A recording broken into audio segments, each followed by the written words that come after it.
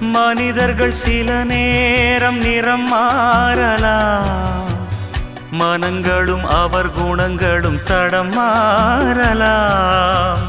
இலக்கணம் சில நேரம் பிழையாகலாம்,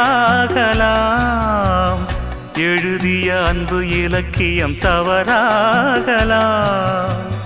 விரல்களை தாண்டி வளர்ந்ததைக் கண்டு நகங்களை நாமும் நறுக்குவதுண்டு. இதில் என்ன பாவம், எதற்கிந்த சோகம்? கிளியே நலம் வாழ என் நாடும் என் வாழ்த்துக்கள், தமிழ் கூறும் பல்லாண்டு என் வார்த்தைகள்.